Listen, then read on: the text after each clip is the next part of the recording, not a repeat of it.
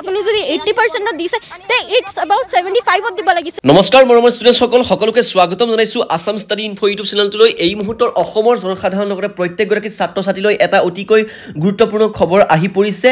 যোনসকল ষ্টুডেণ্টে 2025 বৰ্ষত higher secondary final পৰীক্ষা দিছিলা তো এইচএছ পৰীক্ষাৰ্থীৰ প্ৰতিবাৰৰ অসমৰ মুখ্যমন্ত্ৰী ডক্টৰ হিমন্ত বিশ্ব শৰ্মাৰ উপায় নাইকিয়া হৈছে 60%তে স্কুটি প্ৰদান কৰিব লাগিব। মৰমৰ ষ্টুডেণ্ট সকল ডাকচিনি একাডেমীয়ে তোমালোকৰ বাবে এটা সুখৰ খবৰ লৈ আহিছে। যদি তোমালোকে বিটেক কৰিবা বা পঢ়িম বুলি ভাবি আছা তেনেহলে তোমালোকৰ বাবে এটা সুখৰ খবৰ আহি পৰিছে। অপেক্ষা কিহৰ? এতিয়াই তোমালোকৰ কোনো ধৰণৰ জেই প্ৰয়োজন নোহোৱাকৈ কেৱল তোমালোকৰ এইচএছৰ যি ৰিজাল্টটোৰ তোমালোকৰ ভিত্তিতে বিটেক কৰিব পাৰিবা। লগতে তুমি পাবা ওয়াৰ্ল্ড ক্লাস স্মাৰ্ট কেম্পাস আৰু well furnished hostel excellent placement record with MNCs. তোমালোকে ইয়াৰ উপৰি 40% লৈকে তোমালোকে স্কলাৰশ্বিপ পাই যাবা। Seats are limited. তোমালোকে এতিয়া স্ক্ৰিনত দেখি থকা ফোন নম্বৰত যোগাযোগ কৰা নহলে তোমালোকে হোৱাটছএপত মেছেজ কৰা। তো মৰমৰ ষ্টুডেণ্টছ সকল তোমালোকে গম পোৱা যে 2025 বৰ্ষত হায়াৰ ছেকেণ্ডাৰী পৰীক্ষা তোমালোকে 80% লাভ কৰিলে স্কুটি প্ৰদান কৰা হ'ব। তো মই অলৰেডি তোমালোকৰ কাৰণে এখন নোটিছ তোমালোকক দি দিলোঁ, যিখন ৰিয়েল নোটিছ আহিছিলে আমাৰ অসমৰ শিক্ষা সংসদৰ ফালৰ পৰা। তো মৰমৰ ষ্টুডেণ্টসকল তোমালোকে অলৰেডি সেইখন পাই গ'লা।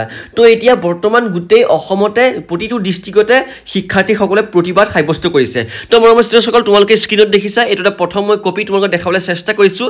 আমাক প্ৰজ্ঞান ভাৰতী আঁচনিৰ পৰা বঞ্চিত নকৰিব বুলি তেওঁলোকে কৈছে ছাত্ৰ ছাত্ৰীসকলে, আৰু ইয়াত শিক্ষাৰ্থীসকল দেখিবলৈ পোৱা গৈছে। আৰু ইয়াত কোৱা হৈছে যে আমাক 60%ৰ পৰা স্কুটি প্ৰদান কৰিব লাগিব। অৰ্থাৎ তেওঁলোকে ডিমাণ্ড কৰিছে যে তেওঁলোকক আগৰ দৰে 60% পালেই স্কুটি প্ৰদান কৰিব লাগিব অসম চৰকাৰে। ঠিক আছে। তো এতিয়া মেইন কথাটো আহিলে প্ৰতিটো ডিষ্ট্ৰিক্টতে এখন ডিষ্ট্ৰিক্টতে সদায় এক্সট্ৰাকে এতিয়া বৰ্তমান প্ৰটেষ্ট কৰি থকা হৈছে তোমালোকে দেখিবলৈ পোৱা গৈছে। ঠিক আছে।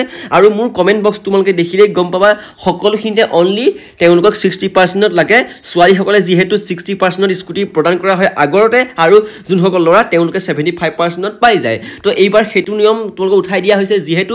কিন্তু এতিয়া মেইন কথাটো হ'ল অসম চৰকাৰ অৰ্থাৎ অসমৰ মুখ্যমন্ত্ৰী ডক্টৰ হিমন্ত বিশ্ব শৰ্মাই ভাগিনসকলক দিবনে 60% স্কুটি, ছোৱালীসকলক আৰু ল'ৰাসকলক 75%ত দিবনে? এতিয়া মেইন কথাটো আহিলে সেইটোতো একেবাৰে আশা নাই যে তোমালোকৰ প্ৰতিবাদটো দেখিয়ে তেওঁলোকে 60%তে যে হায়াৰ ছেকেণ্ডাৰী পৰীক্ষা স্কুটি প্ৰদান কৰিব।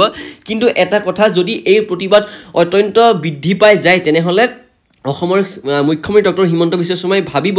কিন্তু এটা কথা, ভাৰতী আঁচনিৰ যিটো স্কিম, সেই স্কিমটো তোমালোকক এটা কাৰণেই যিটো পাৰ্চেণ্টেজটো কমাই দিয়া হৈছে, সেই কাৰণটো হৈছে যিহেতু বহুতো ঋণ হৈ গৈছে বৰ্তমান অসমত। তো সেইকাৰণে তোমালোকৰ পাৰ্চেণ্টেজটো এবাৰ বঢ়াই দিয়া হৈছে আৰু যাতে কম ষ্টুডেণ্টহে লাভ কৰে স্কুটিটো। তো সেইকাৰণে কৰা হৈছে। কিন্তু এতিয়াতো কোনো ক'ব নোৱাৰে যে তেওঁলোকে 60% দিবনে নাই। যদি দিয়েতো মই অলৰেডি আমাৰ এইটো চেনেলৰ যোগেদি তোমালোকক দিয়ে দিম যেতিয়া আহি যাব।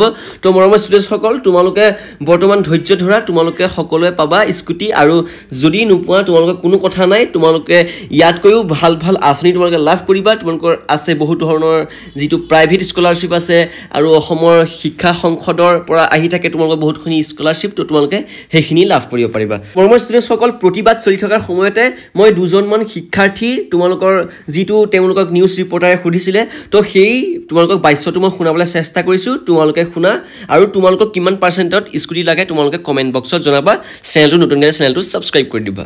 আপুনি যদি 80% দিছে তে ইটস अबाउट 75 দিব লাগিছিল। আপোনালোকে যদি ষ্টাৰত দিয়া বুলি ভাবিছে তো এইটো কোনো কথা নহয়, আৰু আমাৰ আগৰ নিয়মৰ নিচিনাই লাগিব, 60%ত লাগিব। মই হিমন্ত শৰ্মাক এইটোৱে ক'ব বিচাৰিছোঁ যে যিদৰে আমাক আগৰ পৰা 60%ৰ সকলোকে দিছে, গতিকে এই বছৰো আমাক নিৰাশ নকৰিব।